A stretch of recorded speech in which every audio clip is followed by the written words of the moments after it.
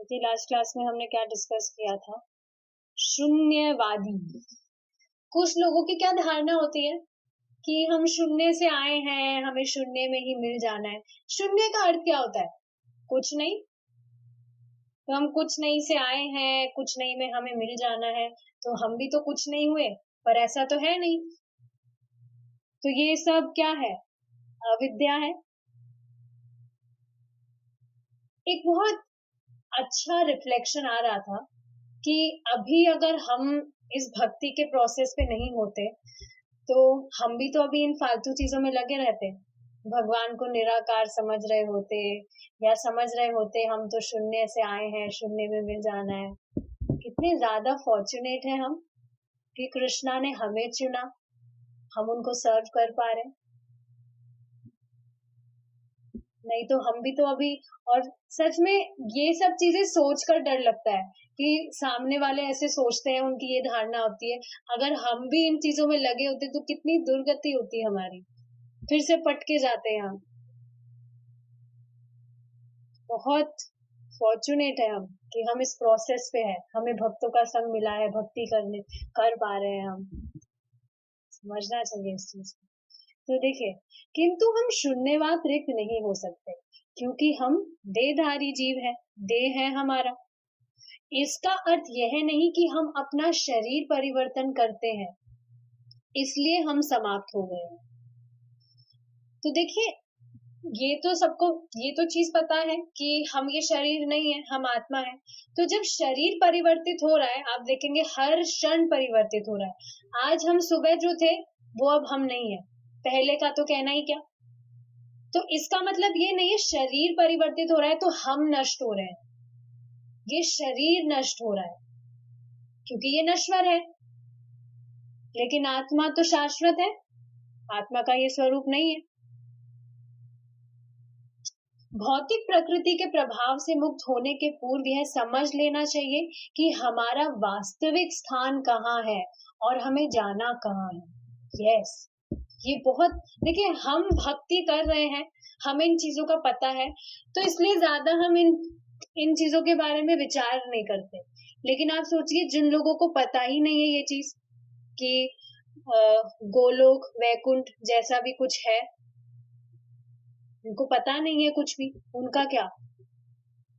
तो ये चीज समझनी चाहिए कि हम, देखिए काफी सारे ऐसे योगीज होते हैं जो अपनी जो मटेरियल डिजायर्स हैं उनको जीरो पे लाना चाहते हैं, लेकिन उससे पहले ये तो पता होना चाहिए ना कि हमारी मटेरियल जीरो हम अगर ला रहे हैं तो क्यों ला रहे हैं, कहाँ जाना है हमें इसके बाद में, और हमारा वास्तविक स्थान क्या है, कहाँ हमें होना चाहिए। इन चीजों का पता होना चाहिए, तभी तो व्यक्ति अच्छे से कर पाएगा कुछ भी। तो यही चीज बोली जा रही है कि जितनी भी हमारी आसक्तियां हैं, अगर वो सब व्यक्ति काटना भी चाहता है, उससे पहले ये पता होना चाहिए कि ये सब करना क्यों है। यदि हमें ये मालूम नहीं है कि हमें जाना कहाँ है, तो हम यही कहेंगे, हाय हम नहीं जानते कि बढ़िया क्या है और घटिया क्या है। हम जो कुछ जानते हैं वह यही है, अतः हमें यही रहने दो और सरने दो। आप देखेंगे, जो भी व्यक्ति है भक्ति नहीं कर रहे, वो कुछ भी विचार नहीं कर रहे, बस जो कर रहे हैं उसमें ही लगे हैं, और इसी वजह से वो ये चीज नहीं सोच रहे हैं, तो इस पे विचार करने का वो प्रयास भी नहीं करते हैं। बस कहते हैं हाँ जो चल रहा है वो सही है, हमें तो ऐसे ही रहने दो, हमें कुछ नहीं करना है एक्स्ट्रा, हमारा जो चल रहा है वो एकदम बढ़िया है। विचार ही नहीं करना चाहते हैं। तो इसका अर्थ क्या है? आप देख रहे हैं कि अलग अलग चेतनाओं से युक्त व्यक्ति है, सबकी अलग अलग, हर चीज को लेके हर किसी की अलग अलग धारणाएं हैं। क्यों है ऐसा? सब कुछ हमारा जो पास्ट गया है उस पे बेस्ड है सब कुछ। तभी तो आप देखिए, हर कोई क्यों नहीं भक्ति कर रहा है, हर कोई क्यों नहीं प्रेरित हो पा रहा है भक्ति करने के लिए, सबके दिमाग में क्यों नहीं चमक रही है ये चीज। सबकी चेतनाएं अलग है। किंतु भगवत गीता हमें अंतरंगा शक्ति और परा प्रकृति के विषय में बताती है। श्री कृष्ण जो कुछ कहते हैं वह शाश्वत सत्य होता है। क्या कहा जा रहा है? भगवत गीता हमें शक्ति और परा प्रकृति के विषय में बताती है। अंतरंगा शक्ति क्या है भगवान की? श्रीमती राधा रानी। पराशक्ति और परा प्रकृति क्या है? जो भी जीव है जिनमें चेतना है वो भगवान की पराशक्ति है। तो भगवत गीता हमें इस विषय में बताती है श्री कृष्ण जो कुछ कहते हैं वह शाश्वत सत्य होता है। कौन है श्री कृष्ण? भगवान है। तो भगवान को तो सब पता है। ऐसा नहीं है कि भगवान से कुछ गलती हो जाती है या भगवान ने कुछ कहा है तो उसमें कुछ त्रुटि हो गई। नहीं, भगवान जो भी करते हैं कहते हैं वो सब शाश्वत सत्य होता है।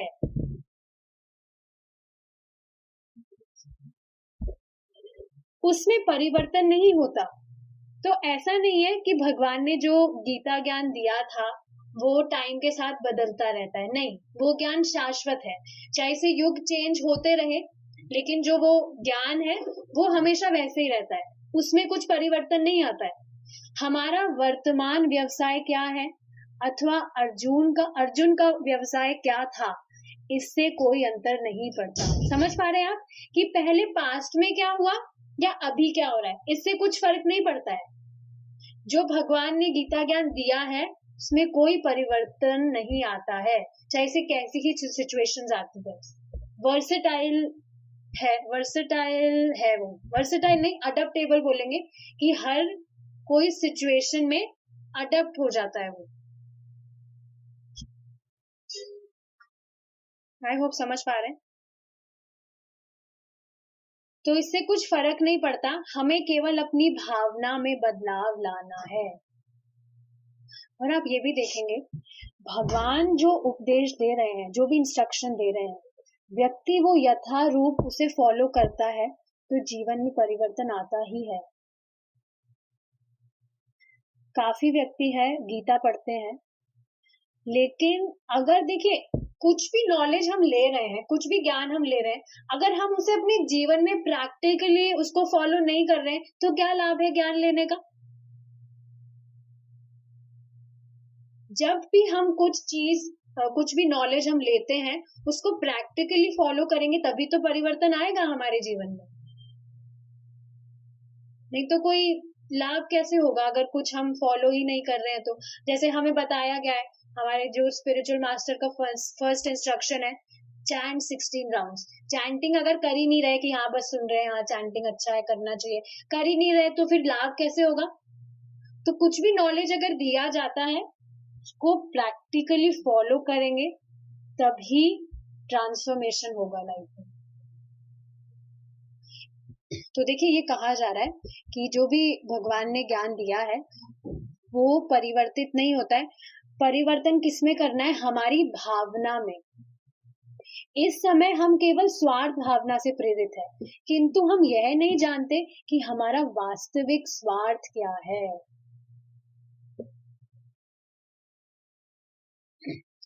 जब भी व्यक्ति भक्ति करने लगता है तो जो भी उनके हमारे जो सो कॉल्ड रिलेटिव्स है, फ्रेंड्स है, उनसे क्या सुनने को मिलता है? तुम तो सेल्फिश हो गए हो, तुम्हें तो खाली तुमसे मतलब है, तुम्हें तो हमसे मतलब ही नहीं है। क्यों ऐसा? इसलिए सुनने को मिलता है क्योंकि जब व्यक्ति भक्ति करने लगता है उसे भक्ति में टेस्ट मिलने लगता है और बाकी जो भौतिकतावादी चीजें हैं वो अपने आप उससे कट ऑफ होगा क्योंकि पता है वो हमारी भक्ति के लिए अच्छा नहीं है, हमारी भक्ति डाउन करता है। तो ये सुनने को मिलता है। तो देखिए वास्तविक स्वार्थ ही यही है। स्वार्थ इन सेंस ऐसा नहीं कि हम भक्ति कर रहे हैं तो सामने वाले को हम कुछ नुकसान पहुंचा रहे हैं या सामने वाले को नुकसान हो रहा है, नहीं। जीव का असल में कल्याण क्या है? कि वो भक्ति करे, क्योंकि एक यही मात्र प्रोसेस है जो हमें जन्म मृत्यु के चक्र से बचा सकता है।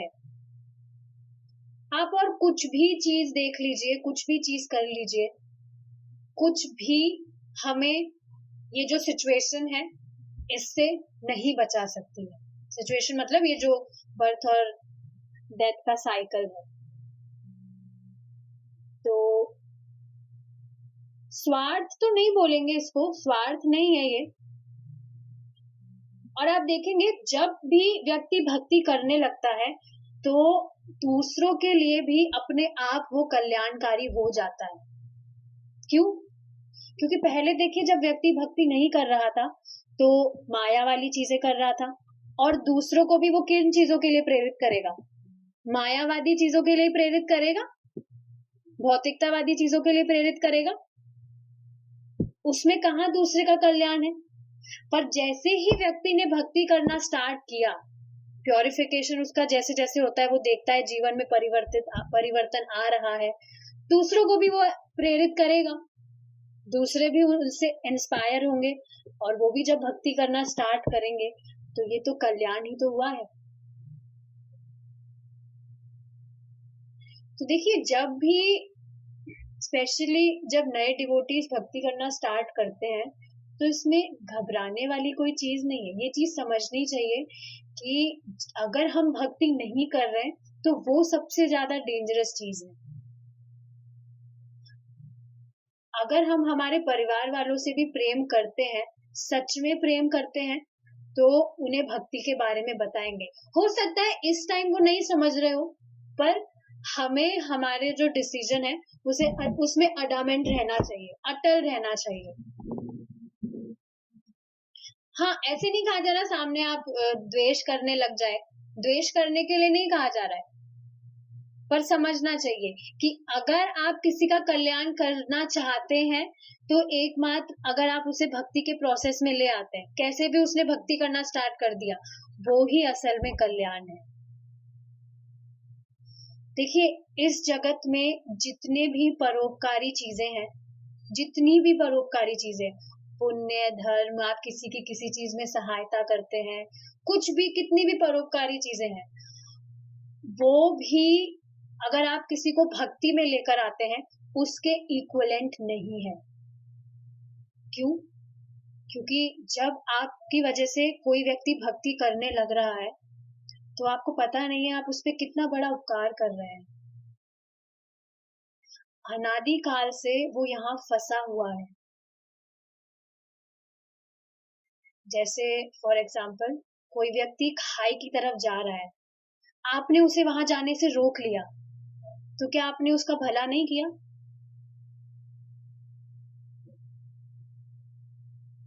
तो ये चीज समझनी चाहिए। सच्चाई तो यह है कि हम में स्वार्थ नहीं, इंद्रियार्थ है। यस, स्वार्थ नहीं है, इंद्रियार्थ है। इंद्रिय तृप्ति करना चाहते हैं बस, और किसी से कुछ से मतलब नहीं है। और यही कारण है स्वार्थी बनने का। देखिए स्वार्थी के यहाँ पे दो अर्थ है। एक स्वार्थी क्या है कि इंद्रिय तृप्ति व्यक्ति करना चाहता है तो सिर्फ खुद के बारे में ही सोचेगा, खुद का, पहले खुद सेटिस्फाई होना चाहिए। हालांकि इंद्रिय तृप्ति करने से कोई सेटिस्फैक्शन मिलता नहीं है, पर फिर भी वो खुद के बारे में सोचेगा कि मेरी इंद्रिय तृप्ति में कोई बाधा नहीं आनी चाहिए। हम जो कुछ कर रहे हैं वह इंद्रियों को तृप्त करने के लिए ही कर रहे हैं। यहाँ तो सब भक्त हैं, डिवोटीज हैं, जो भक्ति नहीं कर रहे हैं उनकी बात हो रही है कि इंद्रिय को तृप्त करने के लिए ही जो भी काम कर रहे हैं उसके लिए ही कर रहे हैं। यही भावना है जिसे हमें बदलना है। इसके स्थान पर हमें अपने सच्चे स्वार्थ अर्थात कृष्ण भावनामृत की स्थापना करनी है। तो सच्चा स्वार्थ क्या है? स्वार्थ ये नहीं है कि हम हमारी इंद्रिय तृप्ति के लिए स्वार्थी बन रहे हैं कि हाँ हमें खुद का चाहिए पहले। स्वार्थ क्या है? असली स्वार्थ क्या है कि हम कृष्ण भावनामृत की स्थापना कर रहे हैं। और देखिए एक चीज बताई जाती है कि जब हम सामने वाले को प्रीचिंग करना चाहते हैं तो पहले हमें खुद सेफ कॉर्नर पे रहना चाहिए। ऐसा नहीं सामने वाले को हम बचाने जा रहे हैं खाई में से गिरने गिरने के लिए और हम खुद ही उसके साथ खाई में गिर जाए। ये यहाँ पर है स्वार्थ वाली बात, ये है सच्चा स्वार्थ। पहले खुद सेफ कॉर्नर में होना चाहिए। पर इसका मतलब ये नहीं है कि हम बिल्कुल ही प्रीचिंग ना करें, डर के बैठे कि नहीं हमारा कुछ ना हो जाए। इतना कॉन्शियस होना चाहिए, इतना दिखने लगता है कि कैसी क्या सिचुएशन है, उसके हिसाब से हैंडल करना चाहिए। तो इसके स्थान पर हमें अपने सच्चे स्वार्थ अर्थात कृष्ण भावनामृत की स्थापना करनी चाहिए। यह कैसे हो सकता है? अपने जीवन के प्रत्येक पग पर हमारा कृष्ण भावना भावित रहना कैसे संभव हो सकता है? वास्तव में इसे श्री कृष्ण ने हमारे लिए बहुत सरल बना दिया है। रसो अहमप्सु कौन्तेय प्रभास्मि शशि सूर्ययो प्रणवः सर्ववेदेषु शब्दाख्ये पौरुषं नृषु। हे कुंती पुत्र, मैं जल में स्वाद हूँ, सूर्य तथा चंद्रमा में प्रकाश हूँ, वैदिक मंत्रों में ओमकार हूँ, आकाश में ध्वनि हूँ तथा मनुष्य में सामर्थ्य हूँ। भगवत गीता 7.8। इस श्लोक में श्री कृष्ण बताते हैं कि हम अपने जीवन के प्रत्येक स्तर पर कृष्ण भावना भावित कैसे बन सकते हैं। देखिए अब इसका अर्थ क्या है? जो भी वस्तु हम इस्तेमाल ले रहे हैं, कुछ भी हम काम कर रहे हैं, उसमें we are seeing कृष्णा's hand। Krishna का हाथ देख रहे हैं हम उसमें। देखिए क्या कहा जा रहा है? सभी प्राणी जल पीते हैं। जल का स्वाद इतना उत्तम होता है कि जब हम प्यासे होते हैं तब जल के अलावा और कुछ काम आता है? नहीं आता है, राइट? ऐसा नहीं है हमें प्यास लग रही है तो हम थम्स अप पी रहे हैं या कुछ कोल्ड ड्रिंक पी रहे हैं, वो हमारी प्यास कहाँ बुझाएगा? प्यास तो पानी से ही बुझ सकती है। कोई भी निर्माता शुद्ध जल के स्वाद जैसी वस्तु का निर्माण नहीं कर सकता। यस, क्या जो जल है उसका स्थान कुछ और चीज ले सकता है? नहीं ले सकता है। चाहे से कोई फ्रूट जूस हो, वेजिटेबल जूस हो, वो भी पानी से ही बुझती है प्यास को। इस प्रकार जब हम पानी पीते हैं तो श्री कृष्ण अथवा भगवान का स्मरण कर सकते हैं। आपको पता है पानी भी हमें भगवान को ऑफर करके पीना चाहिए। हमारा जो देह है वो क्या है? 75% वाटर। हमारे पूरा शरीर 75% पानी तो है, जल ही तो है। तो आप सोचिए जब हम भगवान को जल अर्पित करके पी रहे हैं तो कितनी तेजी से हमारा जो चित्त है उसकी शुद्धि होगी। इनफैक्ट ये चीज आप जैसे घर में कोई भी गेस्ट आते हैं तो उनको जैसे प्रसादम वगैरह अगर आप नहीं फीड करवा पा रहे हैं उस टाइम पे, जल्दी में है, पानी तो पिला सकते हैं भगवान को अर्पित किया हुआ प्रसादम जल। तो आप देखेंगे कृष्ण भावनामृत प्रोसेस इतना ज्यादा आनंद में है, हर चीज में आनंद है, हर चीज में क्रिएटिविटी है। एक्चुअली कुछ भी आप कर रहे हैं उसे कृष्ण से जोड़ना भी एक क्रिएटिविटी तो है। कितना आनंद में है। और सबसे इंटरेस्टिंग, सबसे ज्यादा आनंद कब आता है? जब आप किसी व्यक्ति को उससे संपर्क करा देते हैं। लिटरली जैसे कोई घर पर आता है तो मैं प्रसादम जल किसी को देती हूँ, इतनी खुशी होती है, अरे वाह प्रसादम जल पी लिया इस व्यक्ति ने, मुक्त हो गया। हरे कृष्णा किसी को बोला, कैसे भी बस कृष्णा से कनेक्ट करा दिया हमने, डायरेक्टली नहीं तो इनडायरेक्टली। तो कितना सेटिस्फैक्शन मिलता है हमें। और ये हम ज्यादा फील कब कर पाएंगे? जब हम धीरे धीरे भक्ति करके प्रगति करेंगे, तब और ज्यादा इंटरेस्टिंग लगती है ये चीज। हर वक्त बस हम लगे रहेंगे कैसे कृष्णा से कनेक्ट करना है हर चीज को। तो पानी भी भगवान को ऑफर करके पीजिए आप। आपको पता है सिर्फ भगवान को तुलसी और जल अगर हम ऑफर करते हैं तो इंद्र की जो स्वर्ग के राजा है वो उपाधि मिल जाती है. ऑफ कोर्स यहाँ पर कोई स्वर्ग का राजा बनने के लिए तो भक्ति नहीं कर रहा है भगवान की, बस बताया जा रहा है. तो ये चीज है. पानी भी भगवान को ऑफर करके पीना चाहिए. 75% हमारा बॉडी जल है, उसमें जल जाएगा. कितनी इंटरेस्टिंग चीज है ये. सिर्फ पानी, इसमें तो कुछ हार्ड चीज नहीं है. इस प्रकार जब हम पानी पीते हैं तो श्री कृष्ण अथवा भगवान का स्मरण कर सकते हैं. अपने जीवन में प्रतिदिन पानी पिए बिना कोई नहीं रह सकता है. स्पष्ट है ये तो. पानी तो डेली ही पीते हैं हम, और प्रचुर मात्रा में पीते हैं. तो जैसे बार बार भी अगर ऑफर नहीं कर सकते तो मैं क्या करती हूँ, घर में जो मटका है मैं भगवान को ऑफर करके उसमें मिक्स कर देती हूँ, तो पूरा प्रसादम जल हो गया. तो घर में सब वो पीते हैं. तो ऐसे कर सकते हैं आप. आपका जो बड़ा, जो जहाँ पे भी आप स्टोर करके रखते हैं उसमें आप मिक्स कर सकते हैं.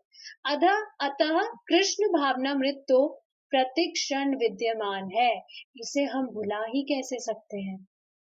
देखिए, जब हम हर वस्तु में कृष्णा का हाथ देखेंगे तो कृष्ण की अस्मृति तो कहाँ ही होगी. विस्मृति मतलब किस समय कृष्ण का स्मरण नहीं होगा.